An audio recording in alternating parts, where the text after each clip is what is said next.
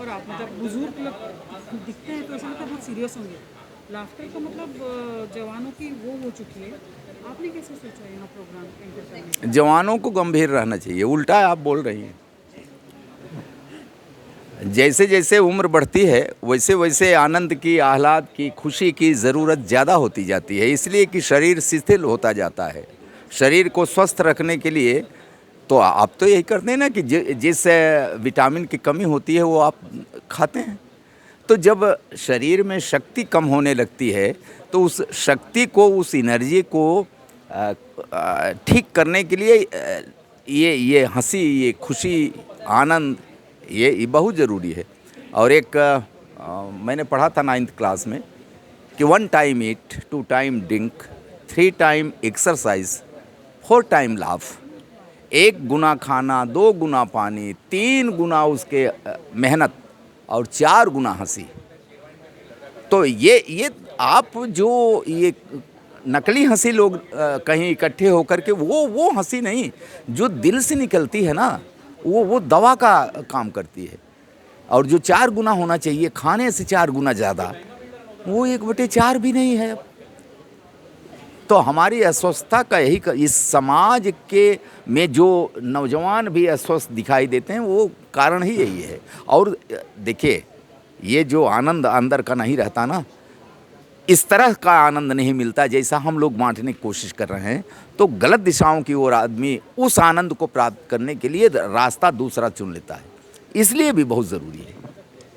आपका प्रेरणा स्रोत क्या है? मतलब आपने कहा कि आप सरकारी बाबू थे और ये कला का क्षेत्र। मैंने बाबू तो नहीं कहा, गड़बड़ कर रही हैं आप। मैं सरकारी नौकरी करता था बस। मेरी एक पोस्ट हुआ करती थी टेलीग्राफिस्ट। वो PNT था, पोस्ट एंड टेलीग्राफ्स। तो ठीक है, बाबू ही सही। और नाम को हाँ हाँ हाँ हाँ, तो बताएं। तो मतलब एक जॉब, टेबल कुर्सी पे बैठ के, और ये कला दोनों अलग अलग है।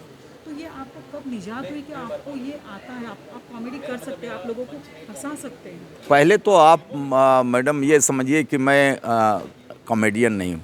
नहीं, हाँ, इसीलिए मैं हास्य कवि हूँ। हास्य कवि हूँ मैं। कविता तो मैं बहुत छोटा था, मेरा ख्याल है कि हाई स्कूल में रहा हूँगा, तब से थी। लेकिन मैं बहुत अच्छा स्पोर्ट्समैन था। तो जब तक शरीर में शक्ति थी तो मैं स्पोर्ट्स से ही करता रहा अपना। विभागीय खेल खेलने आपके मुंबई में सबसे पहले तो ऑल इंडिया कबड्डी खेलने आया था यहाँ। मेरा ख्याल है कि 74-5 रहा होगा वो। तो इधर जब मैं स्पोर्ट्स में था तो पूरा कंसंट्रेशन उधर ही था। फिर वो केंद्रित था दिमाग उधर ही, तो सोचा ही नहीं कभी। इसीलिए मैंने कहा ना कि अब इस उम्र में इस हंसी की बहुत ज़रूरत है। और तब मैं और एक बात और बताऊं, कोई जानबूझ के कुछ नहीं करता।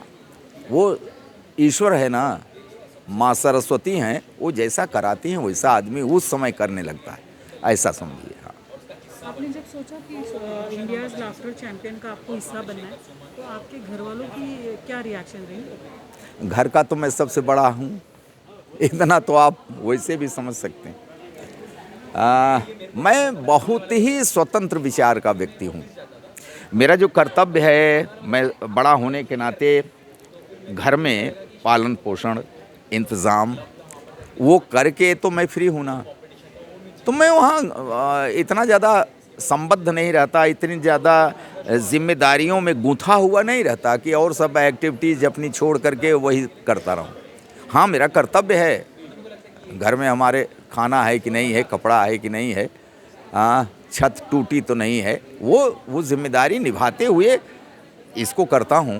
तो किसी को क्यों ऑब्जेक्शन होगा घर को। आपने बताया कि आप प्रयागराज से, तो क्या खासियत है आपकी प्रयागराज की? देवभूमि है उतना जानते हैं, इसके सिवा और क्या है? रामचरितमानस पढ़ी हैं आप? सुने हैं कि नहीं पढ़े? अरे तो रामलीला तो आपने देखी ना, पूरी रामलीला तो दिखाई गई। वो जब रामायण आता था तो ये जो रोड्स हैं जो ये बंद हो जाती थी, ट्रैफिक बंद हो जाता था, ख्याल है ना आपको? तो उसमें तो पूरे देश ने देश ने क्यों, विदेशों ने देखा है। तो देखिए प्रयागराज में संगम है ना, इतना जानते हैं आप, गंगा यमुना और सरस्वती का मिलन है, वही संगम है। लेकिन अब इस समय सरस्वती अदृश्य हैं, गंगा यमुना दिखाई देती हैं। वहाँ बगल में ही हनुमान जी की मूर्ति है। हनुमान जी की वैसी मूर्ति और पूरे देश में कहीं नहीं है। हाँ, बड़ी मूर्ति, बड़े हनुमान जी कहे जाते हैं। कभी आप जाएं वहाँ के कुंभ मेले में जाएं तो पूछिएगा तो लोग तुरंत बता देंगे। वो बहुत ही पवित्र स्थान है, बहुत ही प्रसिद्ध स्थान है। और वो यूँ है लेटी हुई, लेटे हनुमान जी उनको कहा ही जाता है। तो आप कह रही थी कि प्रयाग का क्या प्रभाव है, क्या खासियत है। मैंने 4 लाइन कहीं लिखा था कि धौलागिरी को धर के हथेली पे उड़े थे। धौलागिरी को धर के हथेली पे उड़े हैं। वो जब लक्ष्मण जी को शक्ति बाण लगता है, आप अगर रामायण देखे होंगे तो वो होगा उसमें। तो धौलागिरी पहाड़ हिमालय से उसका एक खंड उठा करके हनुमान जी उसमें से संजीवनी बूटी लेके आए हैं। तो वही मैंने कहा कि धौलागिरी को धर के हथेली पे उड़े हैं, बल बुद्धि में विवेक में वो सबसे बड़े हैं। लेकिन प्रयाग का प्रभाव देखिए जरा, वो अंजनी के लाल वहाँ चित्त पड़े हैं। ये है प्रयाग। हाँ, इतने बड़े वीर बली हनुमान जी, लेकिन वहाँ आए तो यूँ मूर्ति है वहाँ। ये है प्रयाग। Thank you.